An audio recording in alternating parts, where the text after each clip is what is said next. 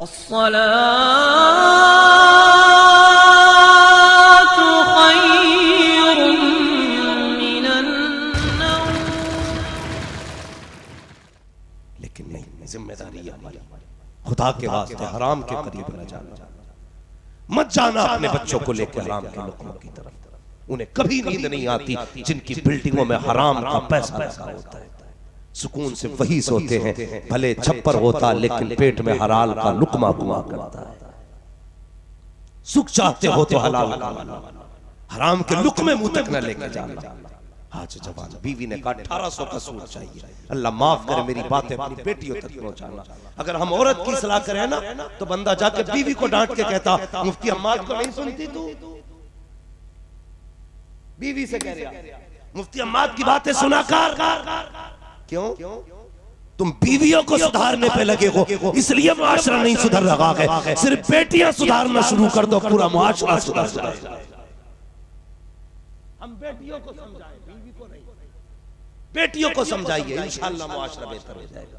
ये मेरी जवान कौम खड़ी है, अभी जिनकी शादी नहीं हुई है, उम्मीद है करेंगे इंशाअल्लाह। कुछ लोगों ने ये अफवाह फैला रखी है कि शादी के बाद की जिंदगी बड़ी मुश्किल होती है। ये वही लोग होते हैं जो सबसे बड़े निकम्मे निठल्ले होते हैं, जो ये कहते हैं शादी के बाद की जिंदगी बड़ी उलझन की है। कुआरे थे तो मौज में थे।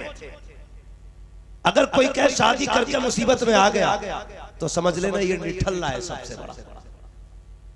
इसकी हराम के खाने की आदत थी। कभी तेरे यहाँ दावत उड़ा दी, कभी चचा के यहाँ उड़ा दी। अब जब एक जिम्मेदारी आई है तो उसे बुरा बताए। जानते हो ईमान मुकम्मल ही तब होता है जब बंदा निकाह कर लेता है। हाँ, गुनाहों से बच सकता है बंदा बीवी के आने के बाद। ये कहता फिर मत करिए, वही जब से आई है मुसीबत में ही हो। तो ये वो लोग होते हैं जिन्होंने पूरी जिंदगी फ्री की दावत उड़ाई होती है। जो सुकून निकाह के बाद मिलता है वो निकाह से पहले नहीं मिलता है। बच्चे इस बात पर ज्यादा ध्यान न दें, कहीं 12 साल से शादी का शोर मचाना, थोड़ा सा जरा हिसाब से। हर चीज की उम्र होती है।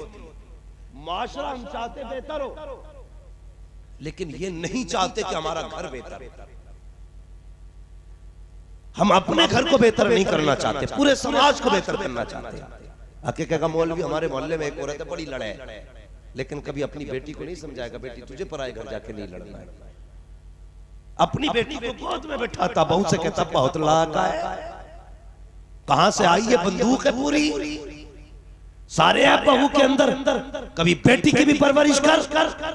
परवरिश कैसे की जाती है? यही सैयदा ज़ैनब है जिन्होंने तारीख में उस जमाने में सबसे पहले 7 साल की उम्र में पूरा कुरान हिफ्ज़ कर लिया। ये सैयदा ज़ैनब है जिनको कभी नंगे सर किसी ने कुरान पढ़ते ही नहीं। ये सैयदा ज़ैनब है। परवरिश ऐसी बेटियों की करो। हम तो कहते जी देखो तो गैरत का जनाजा निकल गया। क्या बात है जी कि फला की बेटी देखी 3 बद्दियों का सूट पहने घूम रही है। दूसरे की बेटी पे नजर डालता, अपनी बेटी देखना। अभी 6 साल की नहीं हुई थी कि तूने 2 बद्दियों का सूट पहनाया। 8 साल तक तू आधे कपड़े पहनाता रहा। 9 साल में तूने कहा बच्ची तो है, उसने अपनी मर्जी से बर्थडे पे जाके उसी पे हाथ रखा जो वो पहन रही थी। जब 11 साल तक उसने अपने आप को नंगा देखा तो तेरे बाप में ताकत नहीं है 16 साल के बाद उसे पर्दा करा सके, तेरी औकात नहीं है 20 साल के बाद उसे हया सिखा सके। वो कलमा पढ़ने वालों, जब बेटियां 3 साल की हो तभी से फुल पर्दा कराया करो, पूरा लिबास पहनाया करो, ताकि कल बेटी जवान हो तो उसे पता लगे मैं कभी नंगी नहीं हुई हूँ, मेरे कपड़े नहीं उतरे गए। वो पूरी जिंदगी अपने बदन को छुपा के रखे, हमने बचपन में नंगा कर दिया, बेटियां हमें जवानी में नंगी होके दिखा रही। ये कड़वी सच्चाई है हमारे माशरे में। माफ कीजिएगा, हमसे पीर नहीं पूछता तेरी बेटी कितना पर्दा करता, हमसे पीर नहीं पूछता कमा के कहां से लाया। वो ये पूछता बिजनेस क्या है, गाड़ी कौन सी है, काम क्या करते हो। ये लगता पीर नहीं, इनकम टैक्स वाला बैठा है। दावे के साथ कहता हूं, अगर पीर ये कह दे अगर तेरी बेटी पर्दा नहीं करेगी तो तेरे घर का पानी नहीं पीऊंगा, फिर बताना मुझे किसकी बेटी में पर्दा निकालेगा। मुझे बताओ, बदलो अपने आप को। सरकार मुफ्ती आज़म हिंद को देखो, हिम्मत थी किसी की कोई बेपर्दा आ जाए? अगर नंगे सर आ गई कहते थे सदबार ना हो, हजार ना हो। आज तो हाथ रख रहे, शर्म नहीं आती? ऐसे पीरों से भी मुआशरे को बचाओ और अपने समाज को बचाओ। हमें पीर वो चाहिए जो खुदा वाला भी हो, मुस्तफा वाला। सिर्फ ये नहीं देखेंगे किस खानकाह से आया, इसकी नस्ल में कितने पीर हुए हैं। जरूरी नहीं है वली के घर में शैतान भी पैदा हो सकता है। हाँ, जरूरी नहीं है।